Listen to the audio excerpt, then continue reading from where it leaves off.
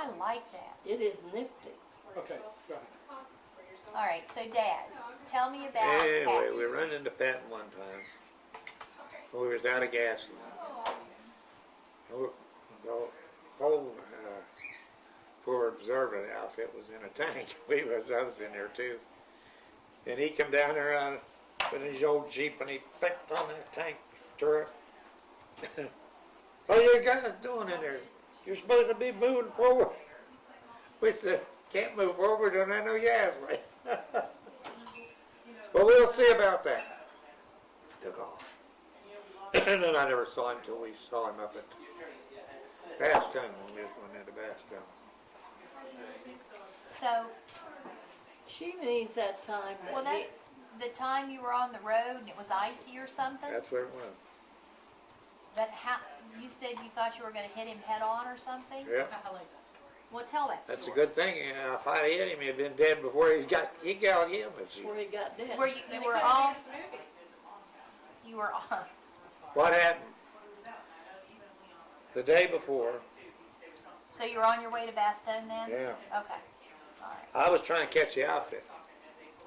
Because when we went to move the truck the next morning, it rained, and it froze, and it snowed. Oh. And it froze, I mean, everything. Tracks were froze to the ground. Oh my. So, I'm losing my voice. Anyway, we finally got the truck loose from the ground, and the left front wheel was froze up, and I took a blowtorch and hauled it out. And was trying to catch the outfit. Man, we were going about 45, 50 miles an hour, and nothing but ice. And on both sides of the highway, outside of Bastogne, there was nothing but a convoy on both sides. I mean, that's how much equipment was up there. There was enough equipment up there to fight 10 wars. There was tanks, there was trucks, there was anti-aircraft weapons, waiting to pull in, into position. So our outfit was moving in ahead of me.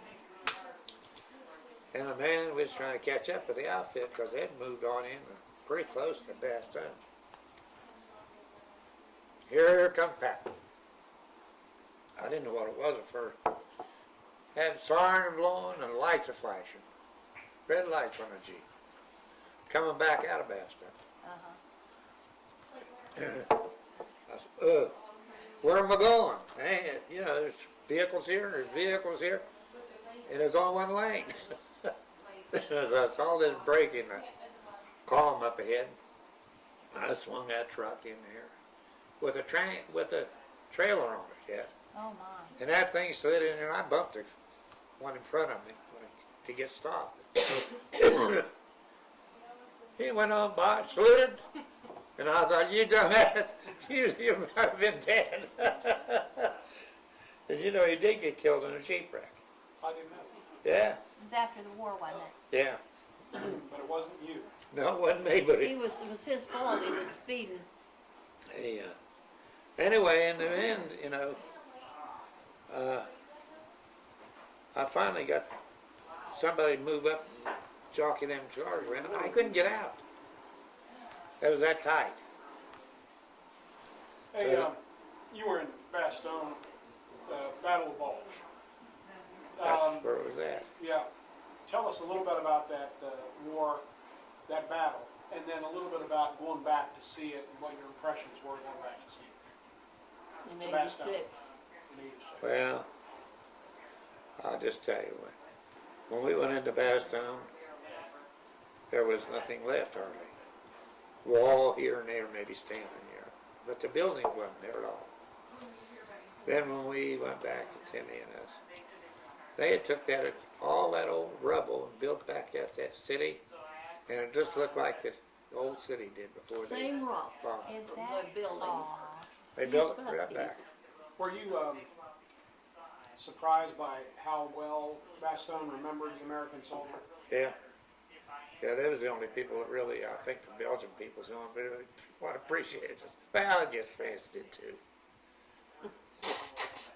Well, Mom, you had some idea about what Dad should what lessons he learned, what lessons have you learned, anything you want to pass on? She told me Too she. late. Oh, Yeah. it is not. It's not too late for you. I already got him about the smoking. You already got that? Yep. All right, Mom, what about you? Well, I mean, did anything disappointed in life, or anything you'd like to do over again? Anything that you regrets, or not regrets, but good things that, things you're grateful for? Well, this is a good day. It's Thanksgiving Day, 2008. well, look at my kids, my grandkids, Well, but what are you thankful for? my kids, my Oh. grandkids.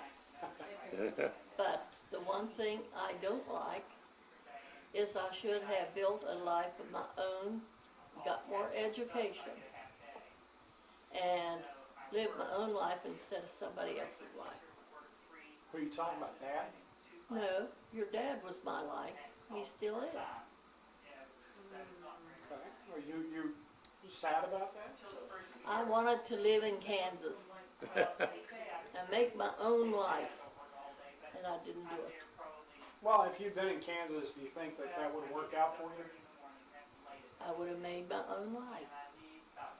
And Leon, wherever he'd have been, we'd have made our own life together. And you did do Well, one thing I You tell you, say I was so. always glad of. Nobody helped us. We bought that place in Florida, and we bought it on our own, and it belongs to us. Nobody helped us with Now, that. that was something he was proud of, that he bought and paid for that place without having Nobody to could tell me what to do with it if I wanted to burn it down. it. What about the station? Were you pretty happy with how that worked out? Yep. Any thoughts about that? What you might want to do differently, or the same? Well, let me tell this. Yeah, Dad, God. rest your voice. Yeah, 'cause God was with us every step of the way when we didn't even have sense enough to know it. Tell us about it. That's it. Well, now you have to expound on Yeah, that. that's right. We don't understand why you say that. Well, it was so hard. And we had bookkeepers that we had gone bankrupt and got ourselves straightened up before they ever got the books done. Tell me about it. There was what? Explain that a little bit. Just go into a little more detail. Well, it's just like this meltdown now. If they'd let people work out their own things, we'd probably worked them out. Instead, now the government's got a hold of everything. Well, what about, am I right about this? I think one year you guys made $2,200, 29. $2,900. We figured it out. We made 50 cents an hour. How many hours you work? Well, you open at 10 in the morning? No. We closed at 10 at night. We open at 7 in the morning. What's that figure out to? A long day. A long day. Were you ever, Young. were you ever nervous about the business? Mom? Are you kidding? Ask Randy. I think, I'm asking you. of course, anybody with a sense in a brain would be nervous about something like that. How long did it take you? 20 years Well, you didn't let me finish my question. to get on our feet. To really start 20 making years. money. 59 to 79.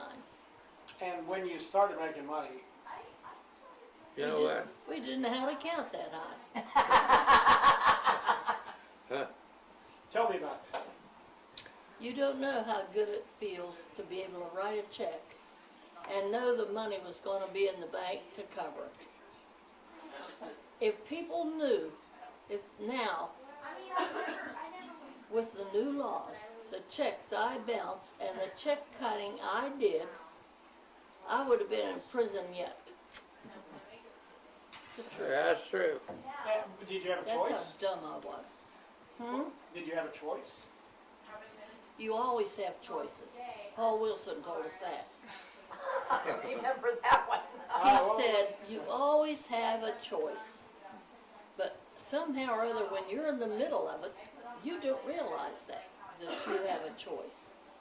You just try every day, do what you can do.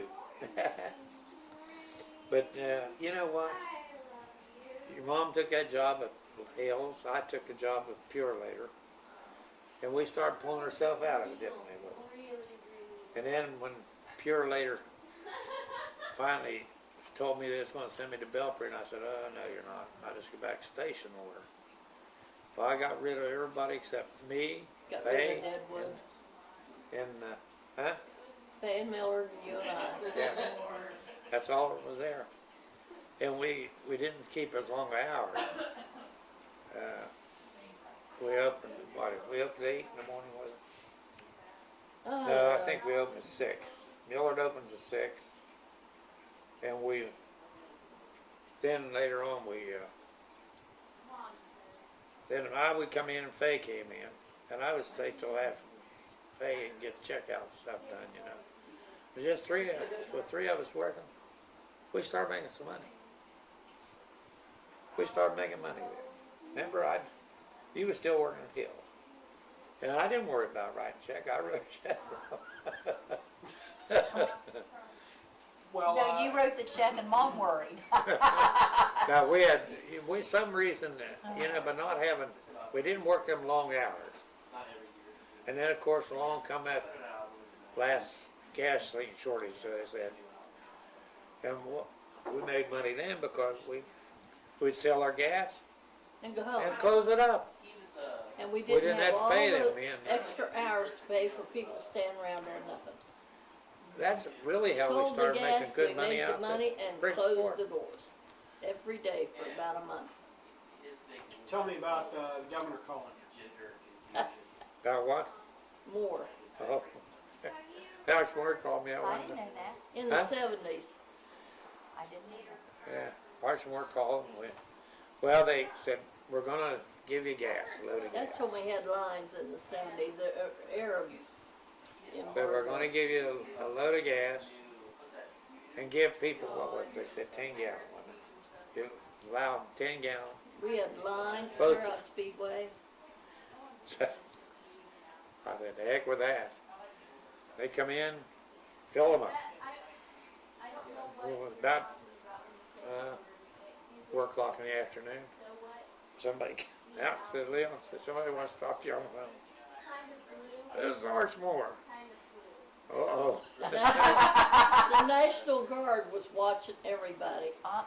They said, I understand you're filling cars. I've been selling all they want. I said, you bet. I said, I'm going to tell you one thing, Arch. There will be no gas lines in Fairmont tomorrow. Never had a gas line after that. Never had a gas line after that. Why do you? Yeah. We just filled them up, and you know, people was, I think it's hoarding gas and stuff, you know. But if they come in with a 50-gallon barrel, I'd have filled it up. But anyway, he said, don't do any more of that. I said, too late. Don't have no more gas. Sold it all. So then did you start rationing it after that? No, You just kept filling them up. yeah, we got gas in all the time. Yeah. Never had no more shortage. Did you ever get to the point where you thought, geez, I wish I hadn't gotten into business, I'd be better off working for somebody? Oh yeah, lots of times. Lots of times. Tell about your quick runs to Fairview, Mom, to get The money check in the kiting, Hmm. well, had the check account at Fairview. Pay for a load of gas with Exxon, a whole $300. It was $300 for 8,800 gallons of gas. And I'd write the check to Exxon. Then go to Fairview and get the money in the bank before the check got there. And sometimes that big black Cadillac, you know how long it was? It'd be snowing, I couldn't get it out of the driveway, and Leon's dad had come out and put a rug under the wheels and helped me get that car out of there, because I had to get to the bank before that check got there. and before it closed. And I can remember many the time my mom hot rodding it to Fairview, Yeah. hard as she could go. And he Get that- said if I ever had a wreck, there wouldn't be anything left of me. That's right. Oh. It's a wonderful life. If you don't, we can. You don't stop to think about it too long, huh? But I wouldn't go through it again. You wouldn't? Would you? Probably. You were the one that worried. He just worked. Well, the thing was, Oh, When- I worried. When nobody knew it up. yeah. But when he got out of the Army, he had a free college education coming. And he didn't want to do it. He didn't want anything from the government. And then in later years, we went to a 274th reunion. And don't you know, one of the guys we met up with had been in a service station his whole life. And we said, his name was Peter Palenko and Ellen and Kathy. I said, well, I was in a service station, Ellen. She said he didn't want any part of the government after he got out of the service. Is that right? That's the truth. Oh. So there were a lot of those guys. He's the one guy. He was chief of section where Jerry Brumage got killed. And he lost his hearing. Where were you when Jerry Brumage got killed? Where were you? Outside of Metz, about 5 miles out of Metz. How did that? Well, you know, where I got my Jeep commode up, that's where we went on top of the hill that morning. And we pulled over, you know, it was night. We had to cross the river at night, you know, they'd have blew us all to pieces. Right. So we got across the river, and like I said, I pulled up there on the mount, on this hill. And you know, from a river up, it was real steep. And so I pulled that Jeep in there, well then the Jeep was no good the next morning. And like I said, they took me off of it. They took the Jeep away from me. And Hey, Kim. anyway, they, the next day, after that, well, they put me in another Jeep and we went down in this valley. That was where that one was blown up and they gave you another one. Yeah, well, we crossed the river, like I said, that night, blew the Jeep up. The next day, they gave me another Jeep. We moved down in this valley. And that's where Jerry Brumage got hit. We were down in there, and I think we were there maybe a couple days. And they must have had somebody reported we were in there. And that one round came in, and they threw a lot of rounds in there. We could all been dead, because a lot of them were duds. They didn't go off when they hit. But that one hit right on the tank, on the barrel of the gun. It hit the tank. You were sleeping on the other. Were you? Yeah. How'd that happen? No, I was behind that. I was in a Jeep. And anyway, that shell came in and hit right on the barrel of that gun on the tank. And it killed Jerry. Was Jerry in the tank? Yeah. Oh, He okay. didn't was have on- a day to day. It hit on, well, the barrel was like this. Right. He was right here in a ring mount. He was the number one gunner. And then they had a gunner on the other side, Brooks. Brooks, real good looking kid. Young, nice boy from Indiana. And they said he was so disfigured. He lived, Oh. but we never saw him again, of course. Somebody told me that they saw him in the hospital. And Palenko got hit with shrapnel. So And you then- were driving the Jeep. Was Palenko in with you? No, He was in the he tank. was with the tank. Oh, okay. No, I was behind that. I went out, and they said, "Get out of here." And I had all four. It was muddy. I had chains on all four wheels of that Jeep. I took out there and got up on top of the hill, and I watched them trying to get them tanks out there. And it's like I said, Were you If- there when the tank was hit? yeah, I was right behind And them. then they just said, get out. Yeah, And so you left. I was maybe, I don't know, maybe as far as you're out the garage from it, tank when he got here. Tell me about when you had Elaine, your decision to have a kid, and your disappointment that you had a girl. We're not Jews, Timmy.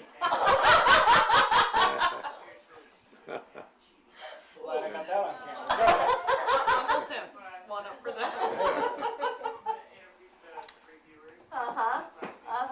You know what time it is? We had our first baby named from the day we got married. And we were going to name that child Spencer. Remember? I don't know why Leon had a doctor named Spencer and he liked him.